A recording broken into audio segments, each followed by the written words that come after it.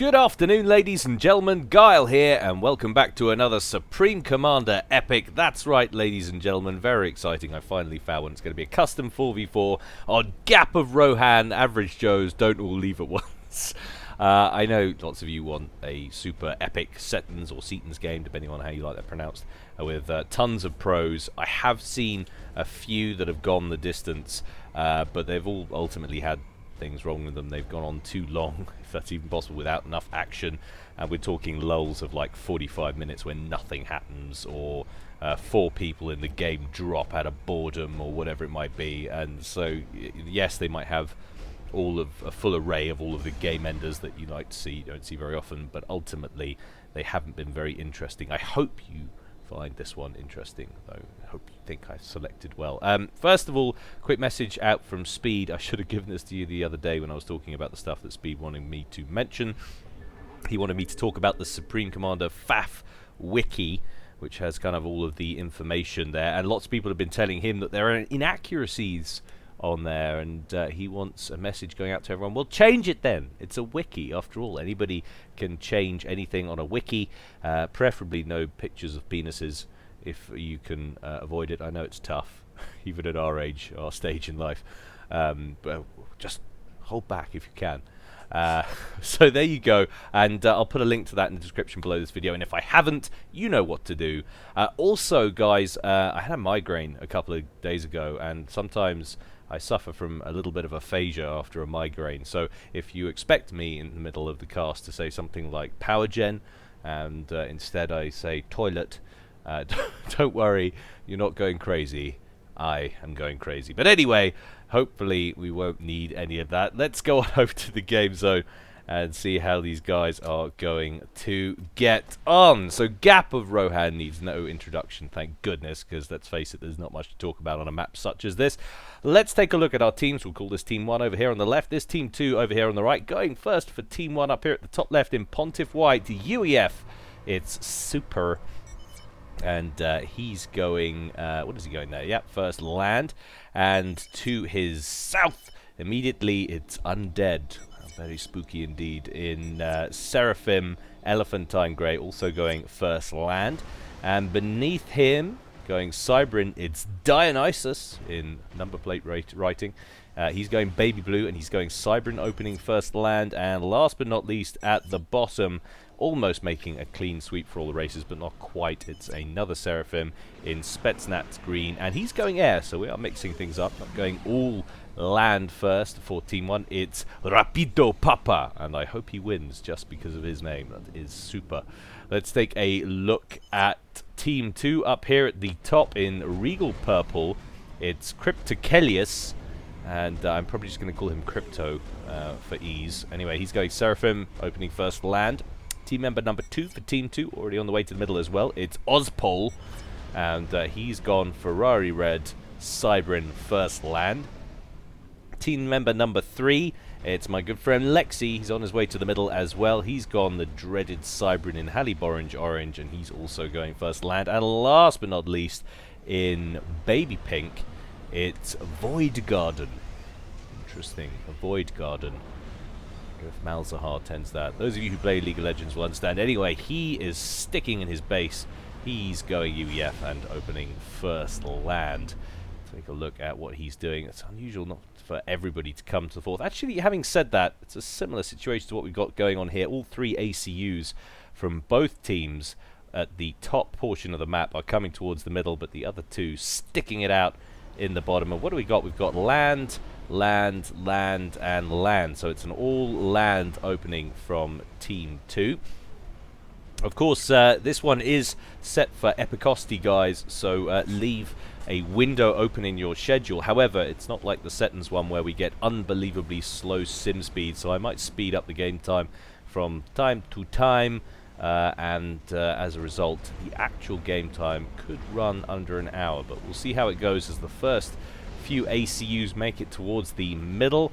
2 immediately for Team 2, 1 for Team 1, and then backup coming in from either sides. But it does look like predominantly the most amount of firepower getting to the middle first seems to be for Team 2. Dionysus ignoring the first couple of shots from Lexi's there, while he focuses on picking up as much mass as possible. Lexi thinking, well, I don't want him scooping everything for the team, I better do exactly the same. And after the initial wrecks, these Harbinger wrecks and so on have been gathered, we might take a quick look at who's doing better, which team has scooped the most mass out of the middle. I think collectively it's likely to be Team 2, being Ozpol was also hoovering up stuff in here, and Lexi got a fair portion of the stuff down here as well. But Undead moving into the middle. We've got a T1 PD being thrown up on the ridge there. I would be astonished if that's allowed to complete. Indeed it isn't. Ozpol comes in, fires in a couple of shots and stops that one from going anywhere. We've got a little scout plane hovering over the middle, benefits of early air. And look at this train of mech marines coming in across from Void Garden. I love that name. I say Void Garden all day. They're going to queue up and get stuck on the ridge here. For those of you that don't know Rohan, there is a passable ridge for smaller units to make it up over the top there, so it's not just about the gap in the center. And now we're seeing Super coming in. He's renamed himself I'm Robot. Thank you for the clarification there. Anyway, he's moving into the center, and Crypto is going to back up. That first T1 mechs in the center probably not going to last too long at all. Those ones rarely do. Change hands an awful lot as the seesawing gets underway in the center. And those mech marines finally find a path through the mountains. They'll be coming on their way down towards Undead side of things. Undead really going for air spam in a big way. 3 air factories online, and it's all pretty sedate in the middle. We're not getting an awful lot of com-on-com action. Dionysus has backed off altogether, in fact. Throwing up a tracer at the back there. It actually seems like Super and Undead are holding on to things in the middle. Crypto seems uninterested. Lexi is backing off. Perhaps the meta has shifted on Rohan while I've been away. It's always been convention on these maps, so far as I've been aware, to fight over the paltry amount of mass income you get in the center. Not just the mass points, of course, but having control of the entrance onto one side of the map is generally seen as pretty invaluable.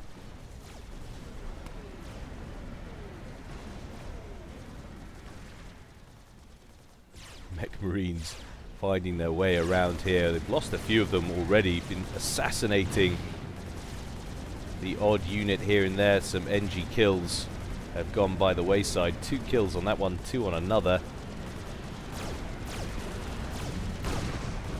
A little bit of micro there trying to avoid some fire from those Thams. It's not going to be anything that's going to stifle Papa's expansion. We've got a lot of build capacity out here in front that's currently on that reclaim mission. But yeah, pretty sedentary start so far on these two. It's going to knock this up a notch to +2. Scout plane coming out for Void Garden, giving the first run over Team 1's bases. And that's gained a lot more intel for Team 2 than Team 1 have, respectively. Bombers queuing up now for Void Garden. In fact, a bombing run coming in over the top, really focusing on his mirror here down the bottom. Torpedo throwing an upgrade on his comm meanwhile. A few power gens being toasted in that last exchange. It's not ideal for Papa as he's trying to throw that upgrade on. Seems to be running low on power as it is.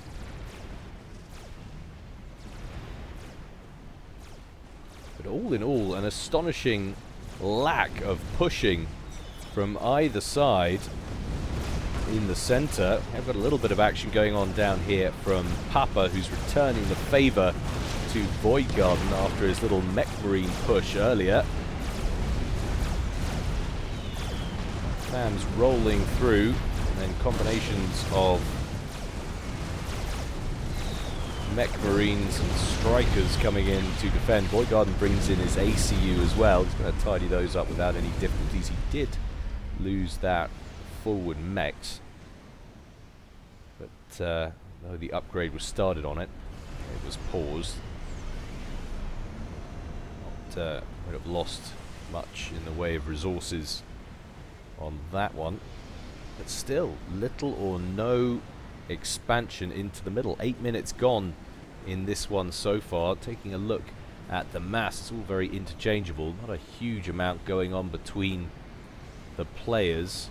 Consistently, the players at the top of the mass table, though, at the moment seem to be Lexi, Undead, and Ozpol. Dionysus not far behind. That would scream to me a overall bonus for Team 1 in the mass stakes. Now what have we got going on down here? So we've transitioned into T2, and funnily enough, it's actually T2 Air, and T3 is on the way for Super, so he's rushing Tech 3 Air incredibly quickly. He's got core mexes at T2. And we've also got T2 Air on the way, actually T2 Air in play, and Volthus, the T2 gunships on the way there for Undead. T2 land there for Dionysus. And still yet to see any tech at all for Papa. Happy to stick with spam for the moment. That really is a very early T3 Air Factory, though, coming out from Super. T2 land in play for Void Garden. T2 land also in play for Lexi and Ozpol as well. Crypto has decided to go for the air option. So decent mix of tech on both sides. Ozpol doing a little fortification here directly in front of the gap.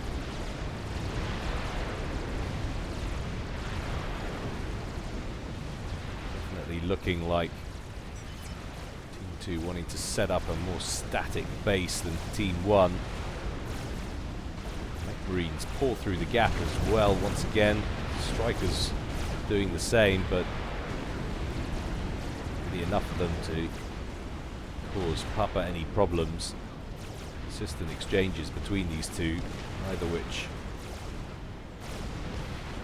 doing much more than using up APM. But look at this, 95% complete on that T3 Air Factory. There it goes. And a strap bomber right off the bat. That must be costly.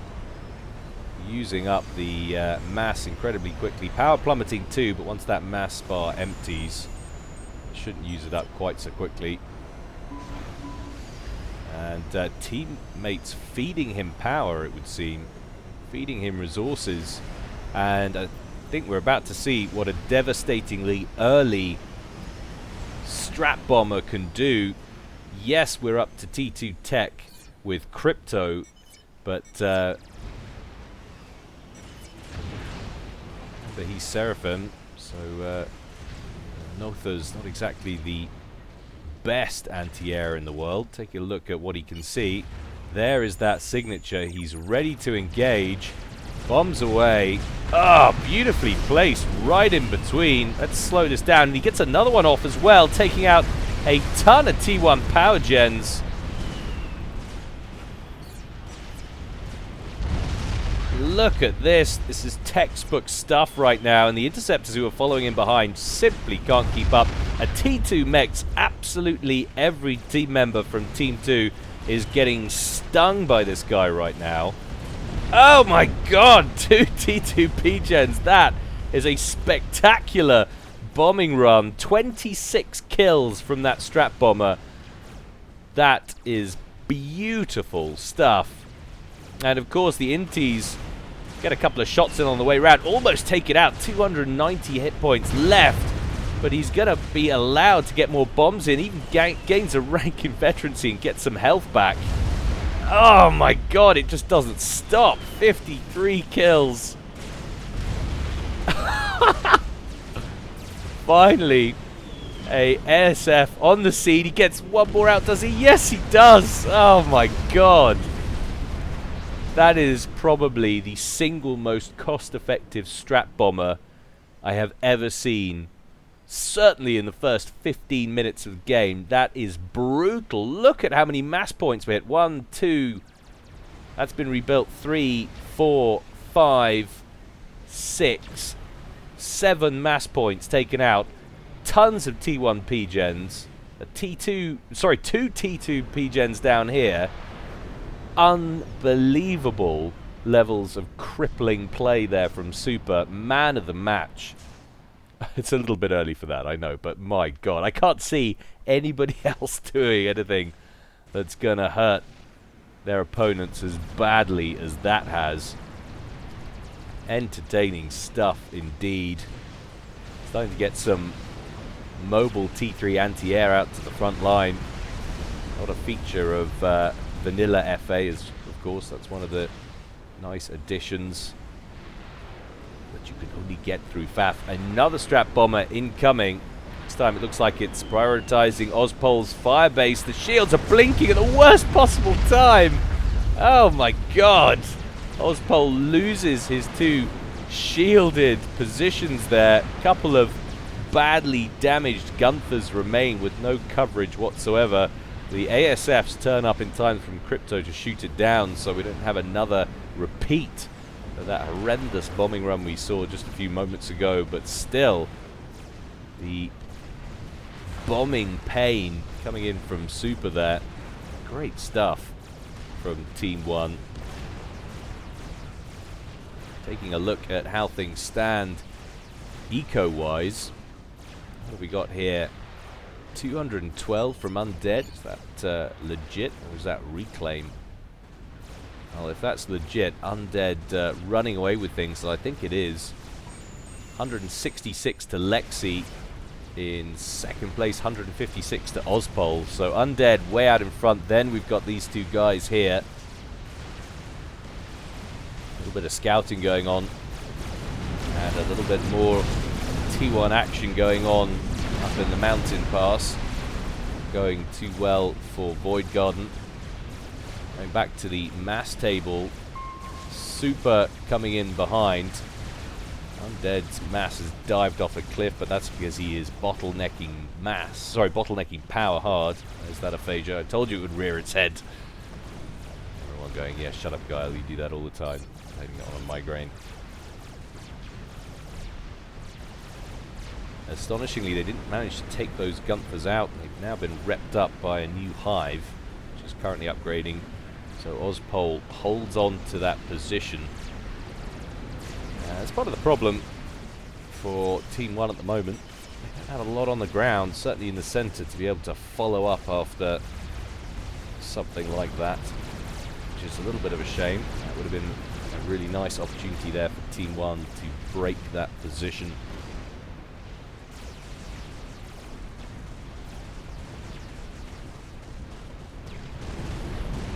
Of T1 PD, but T1 PD rarely fared too well when they're placed up in the mountains here. Relief the land, so easy to obscure those shots. And we've got a couple of Zooies coming in as well, so they are having a really difficult time dealing with the terrain as well. That height map throwing their shots off.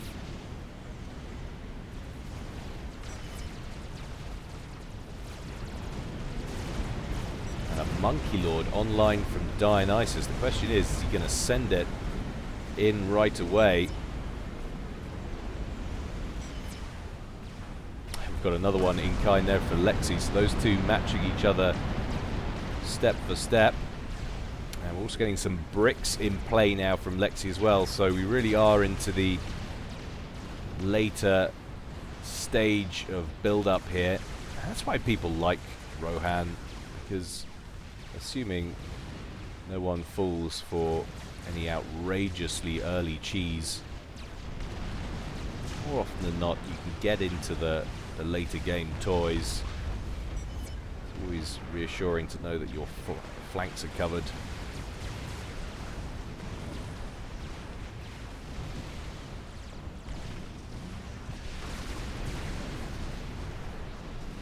T2s over the center there from Undead, flanked by the ASFs. Just looking for something to pick off, but there really isn't anything at all. And now we've got little tac missile batteries popping up around the place. That one there from Void Garden going for a missile barrage on the center, just misses the cliffs. Manages to skirt through the zappers there and pick off one of the Cerberus turrets, the T2 Cybran PDs out front there. It's pretty costly stuff. The tac missile batteries, you really want to make them count, especially early on.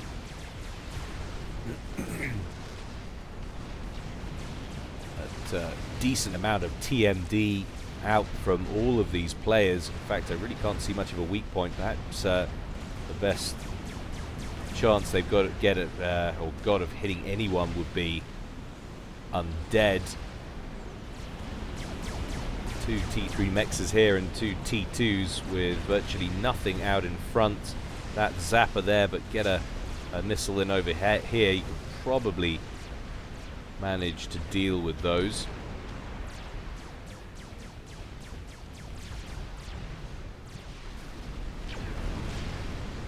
8 kills on that Gunther, 4 on the other. So Ozpol's little ranged base here, starting to do some damage. That one's got 7.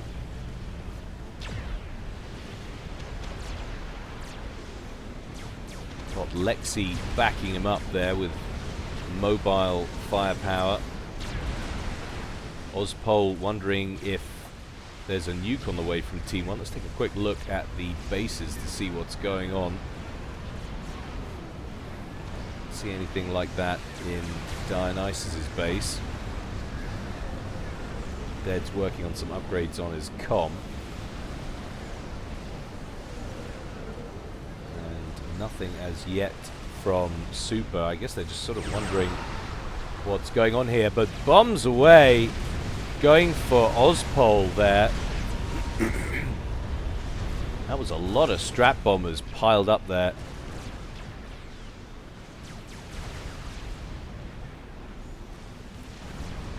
Didn't work out too well,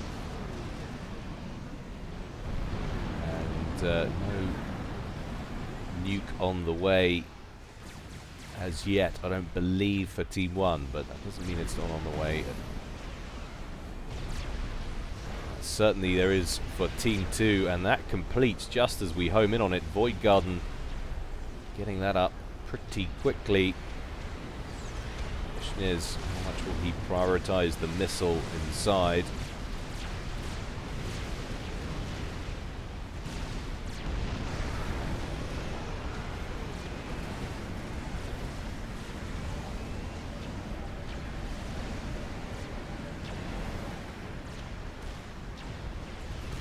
But still very little action going on the ground between these two guys. 23 minutes gone so far. I say two guys, these two teams.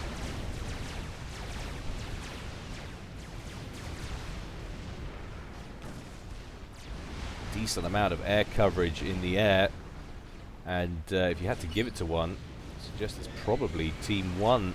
32 ASFs in the field so far for Super, and 25 for Undead. In fact, everybody, no one player is sort of going all air coverage, and 27 for Papa. You compare that to, you can see, in fact, straight on the ground, Crypto has got 32.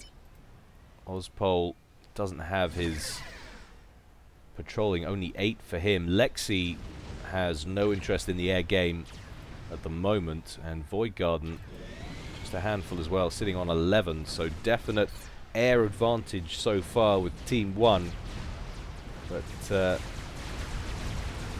air is always tricky on a map like this. It's so easy to litter every inch of your side of the map. And think about it, 4 players in just this space, you litter it with T3 anti-air or T3 mobile anti-air. There's actually not a great deal that air can bring you. So sometimes that can be a disadvantage for a team that's prioritized air so heavily. But anyway, it looks like we've got the first little ground incursion brewing here as Lexi brings that Monkey Lord forward. Let's take a look at what they can see. Of course, it doesn't show up straight away, that Monkey Lord, but quick to respond is Dionysus, throwing over some redundant scout planes there. Dionysus actually withdrawing with the comm, but what is his commander doing? He needs to be backing that up immediately. I actually don't think he was on the ball there. He stops what he's doing. The ACU is on the move. Everyone is pinging the Monkey Lord like crazy. In come a wave of strap bombers from Undead. That Monkey Lord is down to 26,000 HP. Dionysus's ACU is now at the back of that shield. Brick's coming in to assist as well. And I think he's out of range, but that is cutting things far too fine. Down goes the Monkey Lord for Lexstock. Nearly got incredibly lucky there. The Monkey Lord for Dionysus isn't going to be too far behind. Those bricks from Lexi packing a serious punch. In fact, there's a lot more bricks on the field up front for Lexi than there is for Dionysus. More strap bombers coming in to harass from Undead. Trouble is, they fly right over, and now we've got flak and bouncers coming in the back.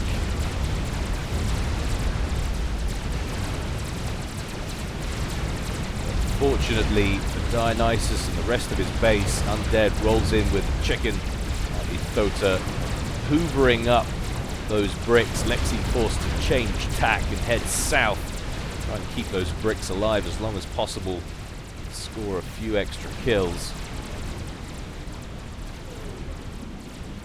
Now, the question is, how long on that nuke? Not long at all. Looks to be about 75% complete. Have Team 1 spotted it? Yes, they have. Are they sufficiently preparing anti-nuke? My god, that's an enormous TAC missile battery. Look at that.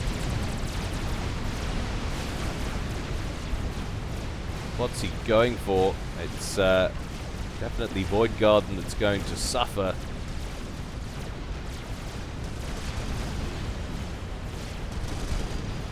He's going after mass points, and yeah, he bags a T3, but it's still an expensive way to kill him, getting through all of that TMD fire. That Chicken now turning towards the middle, looking to effect some damage of his own, but he's walking into a wall of Gunther fire there from Ozpol. And look at these TAC missile bodies coming in.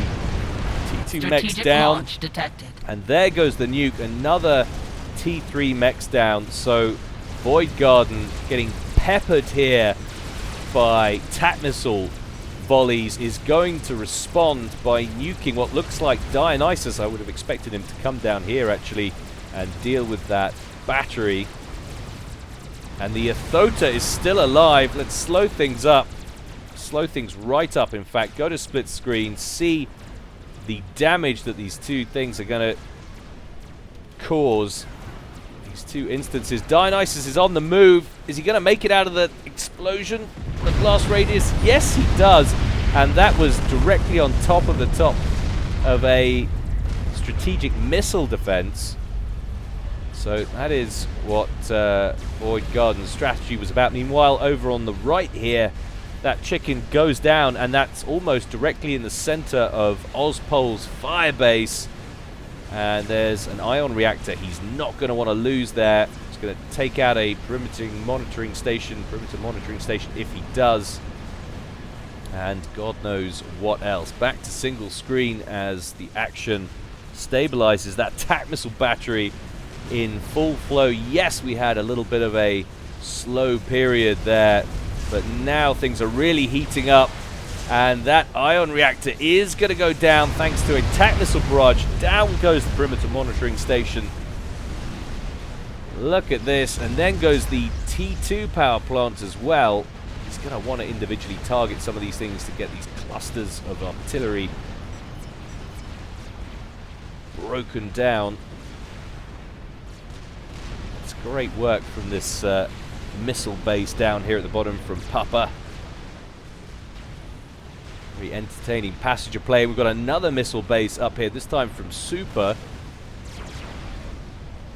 Has he got enough missiles, though? He's going to hit the shield, I think. Yes, he has. Forward mechs down. Might have already taken out this one. A couple of TMDs in play. These large missile bases overwhelming the defenses, the forward defenses of these players.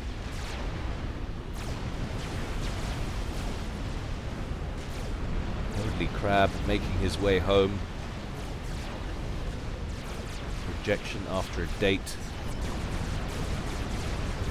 Something that crabs know a lot about. Female crabs, incredibly picky. Oh, Lexi loses an ion reactor and immediately bottlenecks him on power, I believe, as his shields blink out. Yes, they do. Can only serve to deepen your woes when you're under sustained missile attack. Shields invaluable at holding on to key assets. This is great missile sniping here from Papa. 1, 2, 3, 4, 5 seriously upgraded mexes, and then God knows how many power plants as well. This firebase not quite as lucrative in its production. Super firing one at a time now. Probably not going to get anywhere with that. Seraphim SMD not the greatest, but it packs enough punch to deal with that without any difficulties. Quantum gateways in play. Seem to have some fantasy Lord of the Rings naming scheme going on there for the support commanders coming out of Super's gate. Always a fan.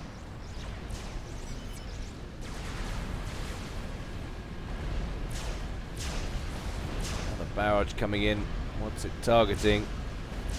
Strategic launch and detected. this time it does go for one of the wings of Gunther's, taking out 3 of them and a Myrmidon to boot.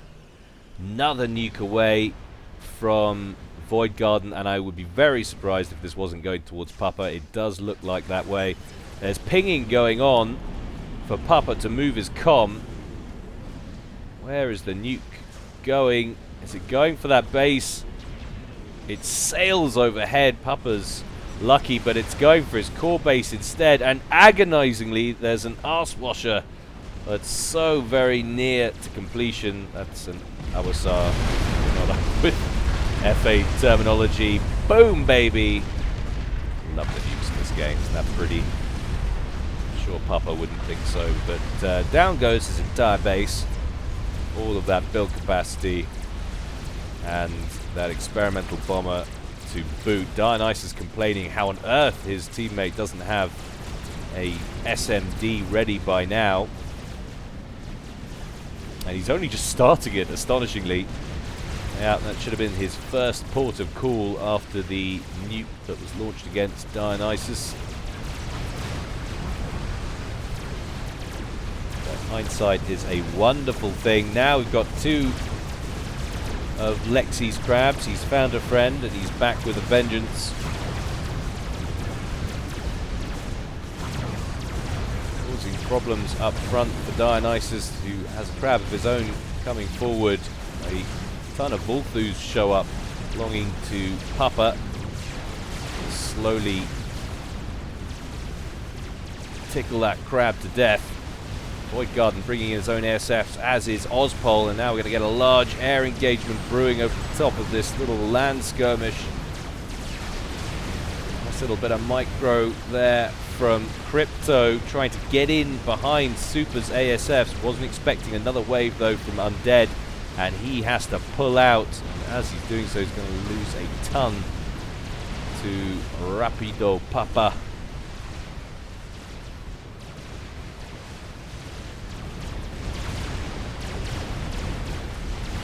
1,000 hit points remain on that crab. A lot of mass building up on the ground now in front of Team 1. Strats come in from Undead, finishes off one of the crabs. This one has lost its mate. Never quite the same afterwards. They're like parrots, they begin to lose their colour. Fine for hours when they're not blowing things away with their enormous cannons.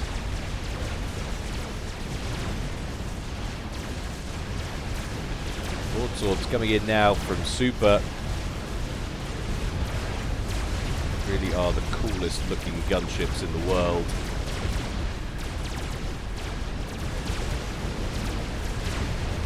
And they switch up to go after the bangers that are sitting further back. They're going to take an awful lot of fire in doing it. Strategic launch detected. Ideally getting them out of play. Give them free reign on the crab, but another nuke from Void Garden. He's all about the nukes, and this is going straight back over to Rapido. I can't believe how quickly he carried that out. Rapido, by contrast, has been unable to get a nuke, anti-nuke loaded in that silo.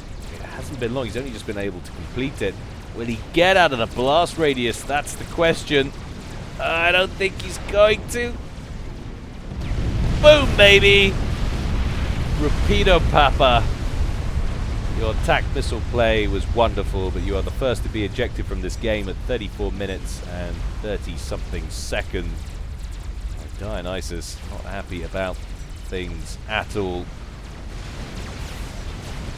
Chicken coming forward from Undead. Struggling, and it's amazing how well Team 2 have turned this around, due in no small part to that nuke launcher from Void Garden. The sublime play from Team 1 with attack missile volleys, that early bomber. Great standoff pressure, but ultimately you do need boots on the ground. Tell that to Obama.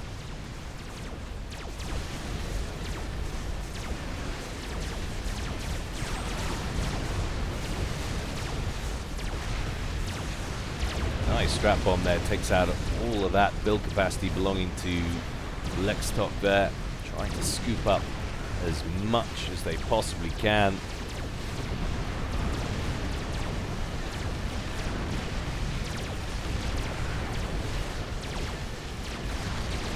Another wave of broadswords coming in from Super, going straight after that T3 mobile anti-air.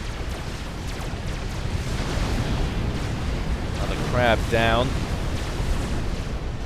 There's another one rolling in, this time from Ozpol.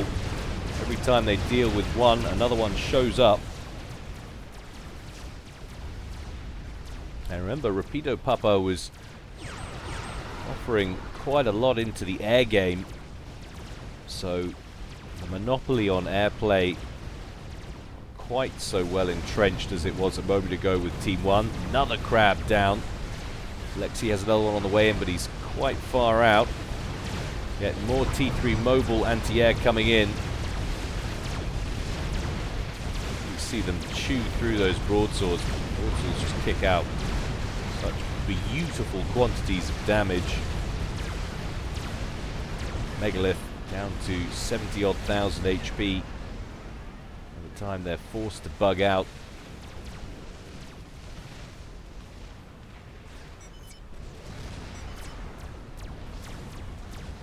Lexi is just all about the megaliths right now. And we've got a disruptor on the way, so T3 heavy arty. So nice to see. I'm always thrilled that they decided to reduce the cost of those. And another one over here from Crypto as well, so potentially a few major issues brewing now for Team 1. They've already lost one member, facing a lot of pressure up front, and now face the real prospect of some consistent stinging damage in the way of T3RT coming their way as well. But if they can somehow stem this tide of land units, they have got so much mass that they can call on. And in fact, got a Hobbit and an Elf coming forward as we speak to hoover up some of that.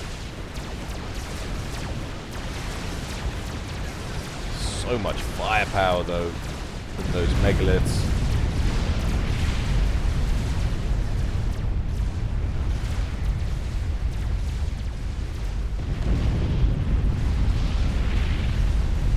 Got to figure out a way to deal with them, but now all those bouncers in the area as well.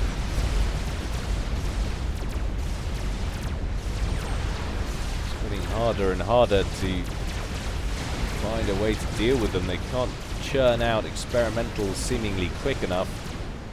Dionysus could do with bringing in that Ethota as well and just rushing them in combination with Undead's Ethota. Strategic missile on the way for Undead. Got to have another missile ready soon, surely. Yeah, that's ready any second now for Void Garden.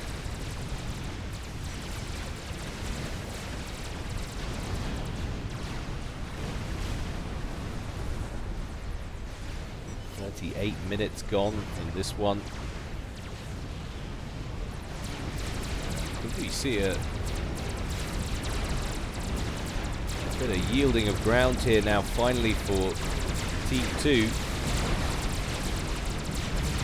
Dionysus marching forward with that crab. I'm sure I would have done that, to be honest. It's kind of thrown that away.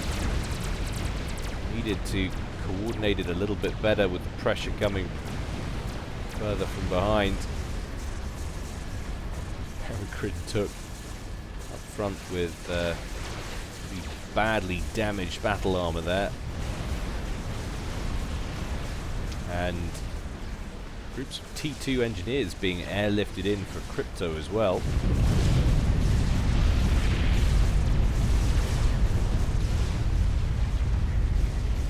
Dionysus expanding down into Rapid Papa's, or Rapidio Papa's old base, but hasn't got any defense in place, and a horde of pillars that's come up over the hill for Void Garden is about to ruin his day. Throwing together some auto guns as quickly as he can. Bilg Basti is going to get slaughtered though.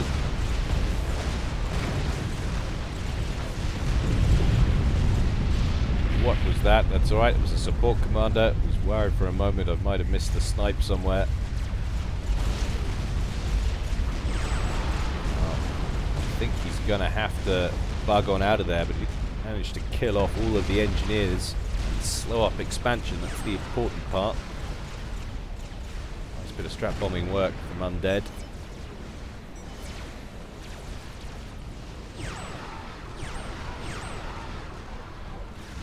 Indeed, here we go. Dionysus getting engineers up to those wrecks now. Yes, there are 3 crabs in play for Team 2, but there are 2 healthy crabs up front. Chicken goes down and one of the crabs go down.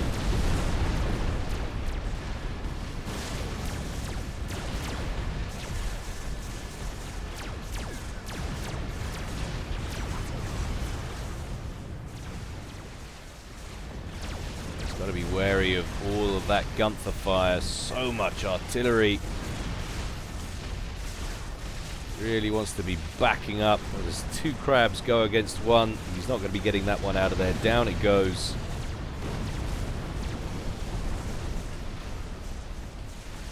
Interestingly, no nuke on the way. It's half done on a second.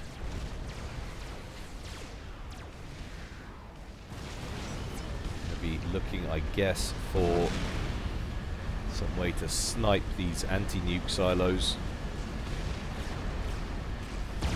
come the rover drones to hoover up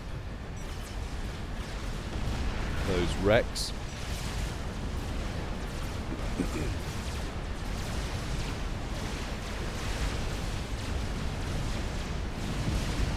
And now we're getting some problems from that artillery that's gone online.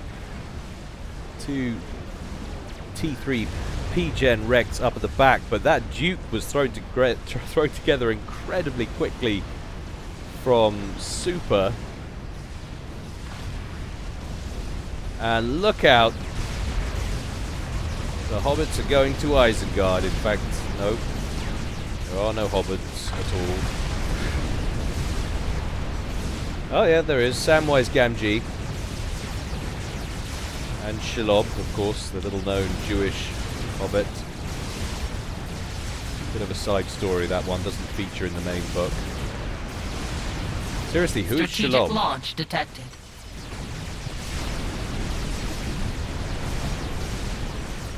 I know not, but another nuke launched anyway by Void Garden.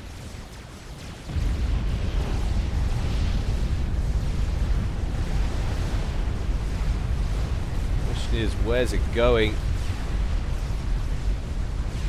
Right at the back here. Does he have a clean route? I think he does. There's an anti-nuke further up here. And in fact, it even got shut down before then. But those support commanders just balls out, strolling their way into the center of Crypto's base. All Rambo preset.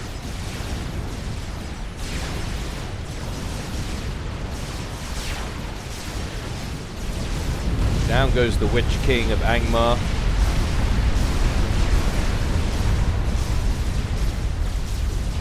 It's clearly a female T2 PD that took him out.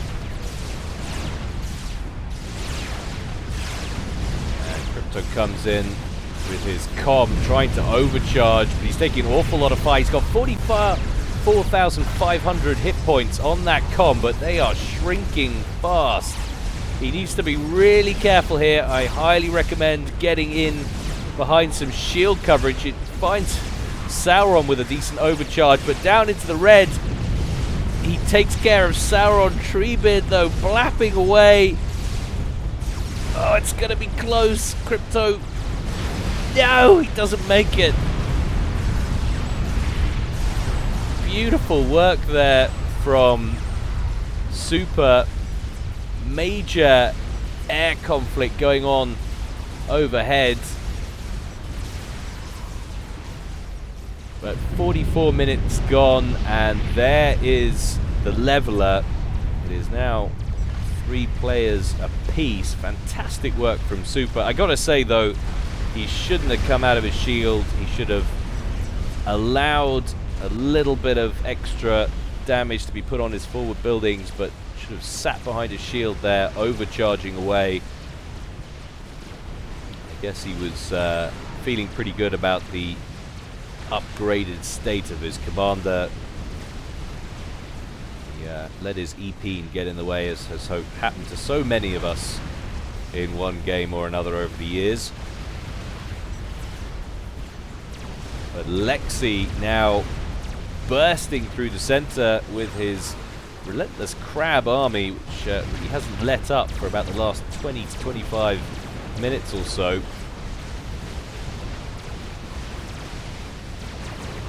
Strategic launch detected. Another nuke away. Where's it going? Here it's going straight after Dionysus.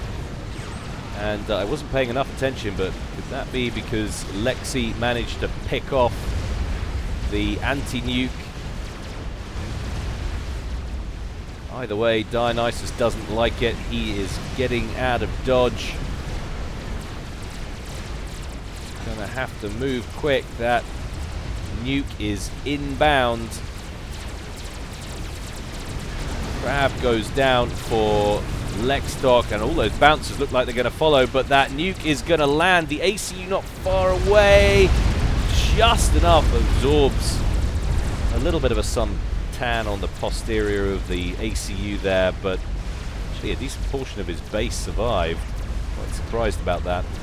People don't always give credence to the amount of protection that basic shielding can give to explosions that impact outside, even nuclear ones, but they really can take the edge off. But importantly, he's lost all of his core mechs. You can see him dive down to 162 there.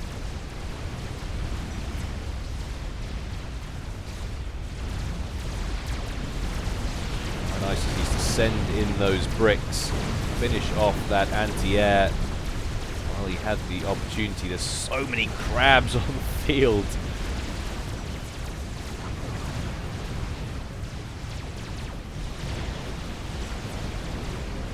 So many ACUs kicking about in here as well. And it's now Ozpol's base that's coming under fire, and he's got a couple of disruptors in there, but one of them has been targeted.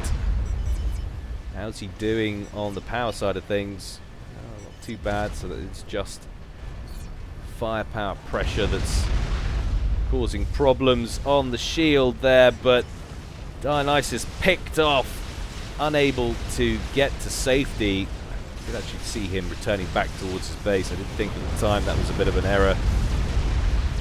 With that many crabs hanging about out front. So another player out of the game, this time once again for Team 1. And it's not looking good at all for them right now, as 4 crabs bear down on Undead's base. One of them taken down by the broadswords, but those broadswords aren't going to last long. So much mobile anti-air in the area. As a result, not allowed to bring their ASFs to come in to protect this enormous wave of strap bombers that look like they're going for the anti-nuke at the back of the base. Indeed they are.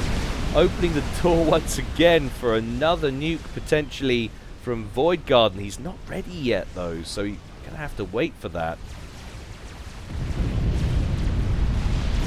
Whether or not they'll need it, that's another deal altogether.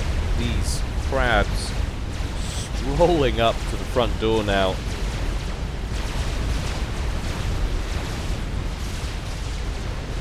One poor unnamed support commander taking so much damage. We have got a Fat Boy online, and now a row of Ravagers queued up for Super. So that's a lot of firepower for these crabs to strut through to finish off Strategic launch Super, detected. but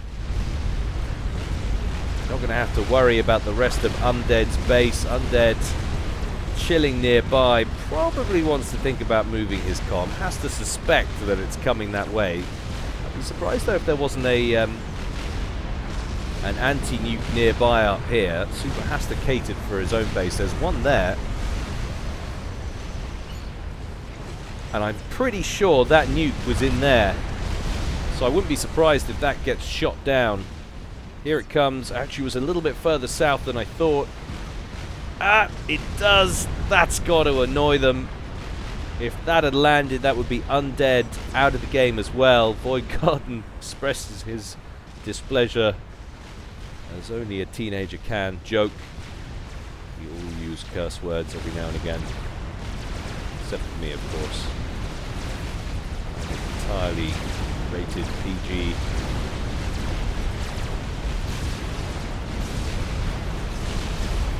Megaliths coming in from Lexi now. One of them with just a snifter over 5k HP.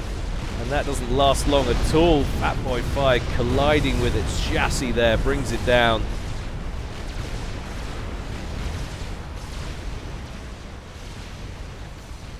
But look at this. Look what's been going on while we've been focusing on the other side of the map.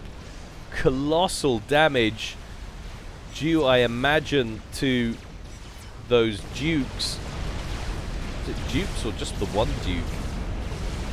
I think it might be the one. That single lone T3 artillery, heavily shielded and firing for magnificent effect. Devastated Ozpol's base. Monkey Lord inbound now from Ozpol. going to want to repay the favour. Just to pick off a couple of Ravagers that didn't see him coming, but the broadswords come in and his health is likely to evaporate. There it goes. So much damage off those gunships. And that Duke is flying up incredibly quickly. No wonder, would you look at the Eco Super on around 500 mass per tick. Astonishing income compared to everybody else. Next highest is Lexstock on 350, and it's not like he's rocking off anywhere else. This is all coming from support commanders. All the extra mass is coming from support commanders. 58k power as well. So no wonder that Duke is flying up the way it is. Loving the way support commanders has transformed this game since they were finally rectified in a previous FAF patch not so long ago. They went from being completely pointless and redundant in most games to an absolute game winner if used correctly. Interesting decision here. Super sent in his broadswords to attack this position. I suppose he's uncomfortable about this support commander from Ozpol throwing up another battery of Gunthers on their doorstep. And he's happy to throw away those broadswords to kill off as much of those bouncers as he can. But what he's going to do once he's done that, I don't really know.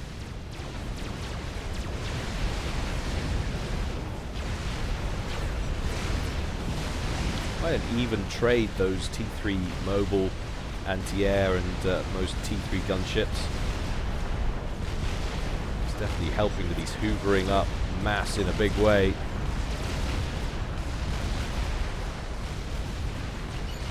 was on 80,000 not so long ago, and now he's on 97. Huge quantities of mass pouring into Super's coffers. Another battery of Ravagers, or the same one, sorry, is slowly being extended. The Fat Boy's in trouble though, straight into the crowd range and only takes a few shots, and that is the likely end result every time. And look at that dense ball, it's like a tropical island. Little SpongeBob party going on there, the crusty megalith.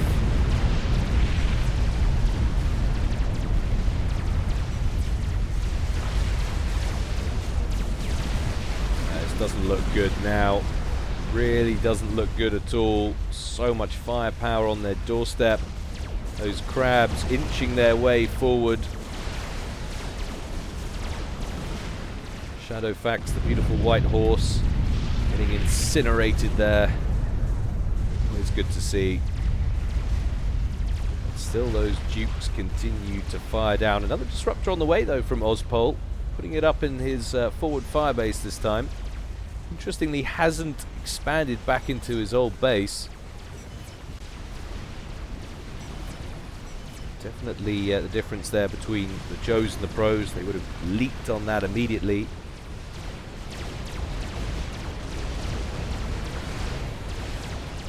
It's amazing. There's a handful of broadswords sending those experimentals home. You feel that Lexi can afford to be a bit bolder and put some pressure on here. Undead's ACU not far away. You just take out this power grid, take out that air factory,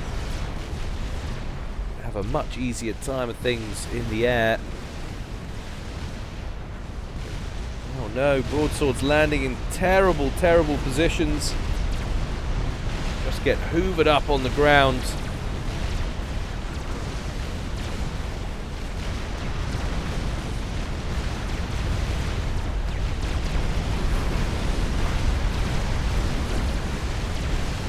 Look at that fire from those guns.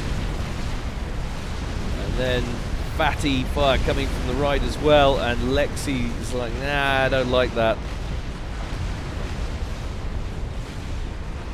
Wants to keep them alive. I just feel like he missed the window there. Could have come in around the side a little bit and picked these off. Try and isolate Super in this game from any possible assistance. It's amazing the difference that makes on a just the morale level when you're alone in a game. Strap bombers though queuing up down here for Void Garden. And was that a drop? Percy drop? A couple of Percivals turned up close to the edge of the map there with Void Garden. But instantly take a ton of Ravager fire.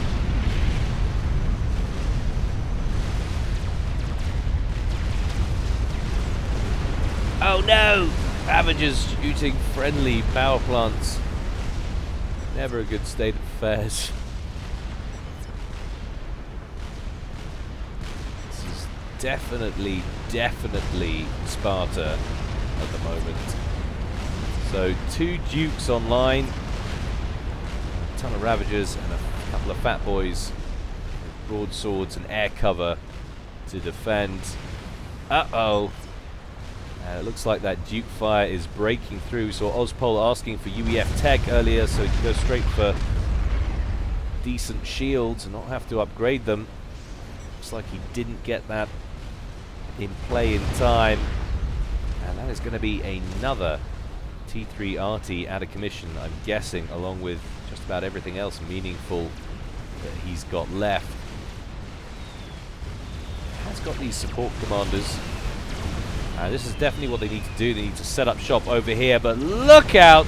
Beautiful strap bombing snipe there. Defeats Undead. Just when it looks like Team 2 were stalling, Void Garden comes in with a strap bomb snipe. Manages to isolate. Looks like they're going to go for the Duke now, but they won't get through all that shielding, I should think. Oh no! There's an Ethota. That was a terrible place to park your chicken. Right in the middle of a friendly base, the Ion Storm wreaking havoc with everything electrical. If you have anything to attack with Team 2, now is the time. Down goes one of the Quantum Gateways, one of the factories. Majorly hoping Team 2 will be that they can pick off one of these power plants and kill that Duke. Shield blinks on in the nick of time. It's the worst feeling in the world, just praying for these things to stop when one's going off in the middle of your own base. Random awfulness. There it goes. So, not colossal damage, but definitely annoying. Lexi marching forward again with Horde of Crabs. This is another one. Love to see the crab kill count for this game. Fat Boy shields down. Oh, could that be 2 dead Fat Boys? One of them's gone. They're going to have to try and pursue. In come the broadswords, and still no meaningful air coverage. This could be very costly indeed. Lexi comes forward with the bounces he's got. That rear crab getting peppered. Oh, but just manages to save it.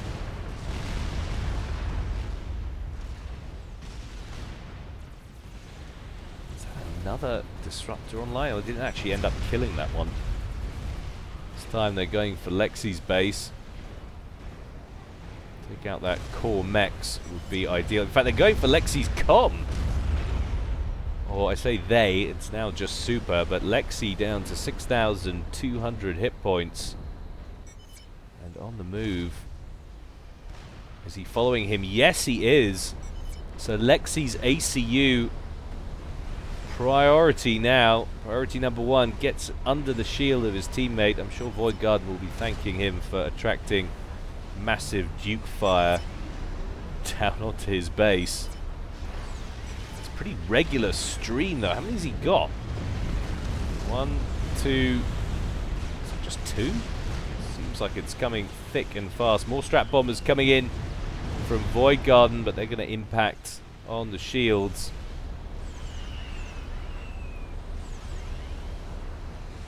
He's still going off to that comm. Yes, he is. And shield down.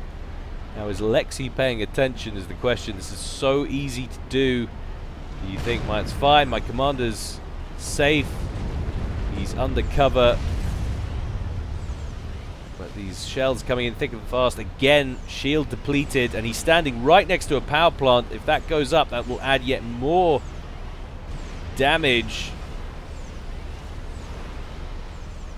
Oh, Lexi, don't stand there.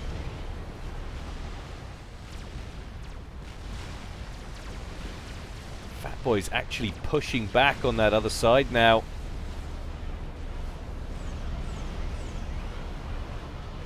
Oh no! 2,000 hit points remaining. He's on the move, but he's still in a field of power plants. Gonna have to go to split screen to keep an eye on what's going on this side of the battlefield. Again, Lexi pushes forwards with his crabs. Boom! But it's not gonna matter. It's not gonna matter. Lexi caught out. He can't believe it. And just when he was starting to make some progress on the ground, the battery of Ravagers was out of commission. This probably would have taken out the Fat Boy as well, and maybe even one of the Dukes. And that surely would have been game, but now this is wide open. I cannot believe he's managed to do that. Void Garden very unhappy. And now it is his base which is going to suffer. UEF Turtle winning the day.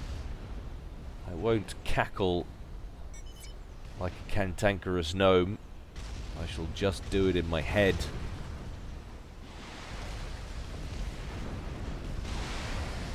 Now, broadswords coming in after the forward fire base. It's not mobile anti-air that's guarding anymore. It's static. Those Myrmidons punch really, really hard. He's going after the support commanders. Not aware that a lot of the build capacity is gone in this game for Ozpol.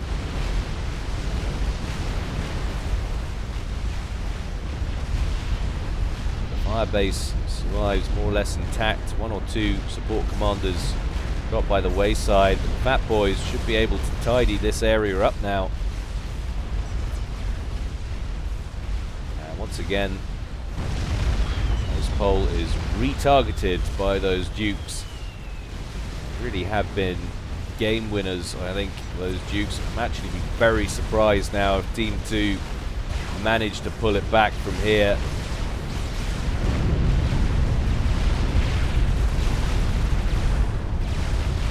Haven't got eyes on that Monkey Lord. They need to get eyes quickly. Ozpol falls foul of artillery as well. I can't believe it. The Monkey Lord dies. Void Garden cannot believe it. It is now a one-on-one, and this one has artillery and this one doesn't. The only artillery coming from Team 2, of course, was in Ozpol's camp. That is now gone. Void Garden producing strat bombers, presumably trying to look for some kind of sniper, or at least trying to deal with those Dukes. He's going to struggle. Perhaps he could look for strategic missile defense snipe and then sneak the nuke in. See how many he's got. He's only got the one. He has one strategic missile defensive. Void Garden can take that out.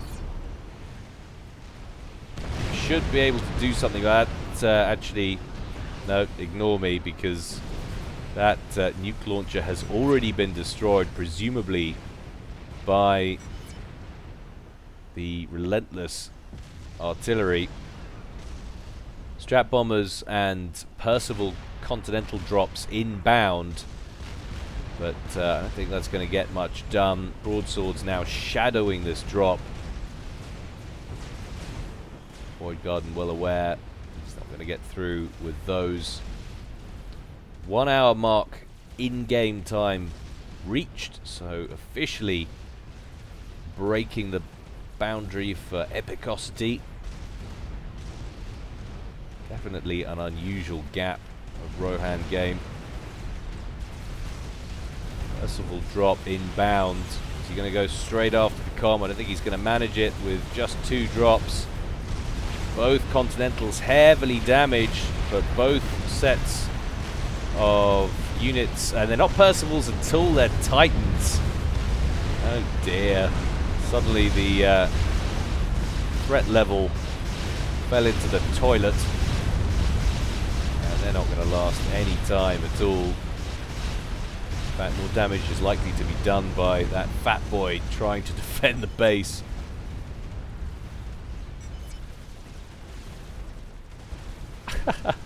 Void Garden has been caught out by a little bit of naming trickery there.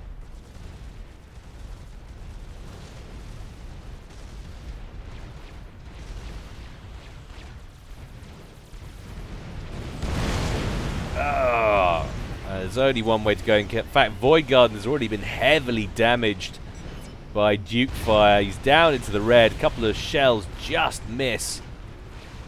But that is what he's going for now, and it's all over. 1 hour, 2 minutes and 15 seconds. Void Garden ejected from the game. MVP without a doubt. Super. That was fantastic work, my friend. Not only for how it played out in the end, but let's not forget that sensational bombing run we had earlier. I actually gave him, was calling out MVP after the first 10 minutes. Like, all right, Gyle, more of the game to see. But that was pretty sweet, though, you got to admit, and very nicely played. I think Team 2 made 1 or 2 mistakes, fair enough, but still very nicely played indeed. I hope you enjoyed that. As always, guys, more to come from me in the future. But in the meantime, stay well and stay safe. This is Gyle, signing out.